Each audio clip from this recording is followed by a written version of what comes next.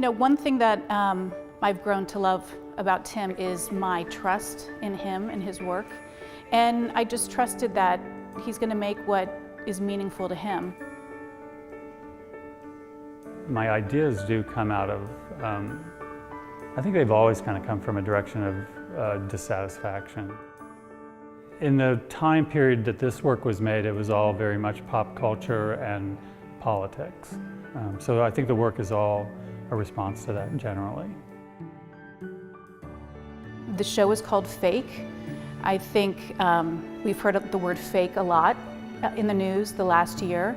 And so again, Tim's conscious not to be too kitschy about what he's dealing with, but really there's kind of this underlying momentum of, you know, what's authentic, what's real, and what's kind of pushed on us as propaganda or fake or something false. And so each of the works in the show represent or somehow relate to that word.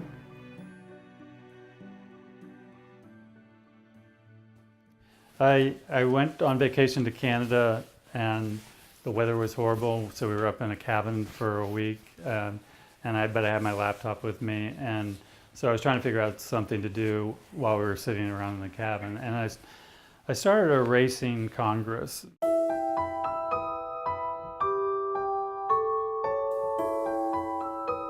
I basically came to the conclusion that erasing them was the most gratifying thing to do, and to kind of erase the person and just look at the trappings that they use as their profile image.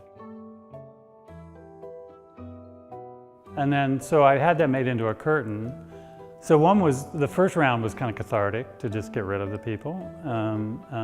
And that was at a time, it was before the tax bill kind of thing happened, where they really were just known for not accomplishing anything, and both parties just kind of stalemating the other to keep from getting anything done. So the idea of them sort of disappearing was also kind of built into that gesture. Now they have that tax plan, which, depending on your opinion, is either horrible or okay. So it was another round of cathartic gesture to de-thread it. So all the horizontal threads are removed, so the image is just what's left on the printing on the vertical thread. But this work now is so beautiful and elegant, almost this lacy, such depth and layer. But it started with something that on his summer vacation, on his laptop was kind of this joke, and where am I going to go with it? But it becomes so sophisticated in the result that that's kind of the genius of Tim's work. I've made a lot of work directly after Trump got elected, and being sort of aghast at the language that he gets away with and in a position of prominence and power. I made a man's jacket out of translucent paper. So in this case, I had a typography book that I used random pieces of text to build an image of all of the horrible quotes that he sort of had archived at that point. I could actually make a whole line of these jackets at this point. You know, they're just really it's a stupid jacket.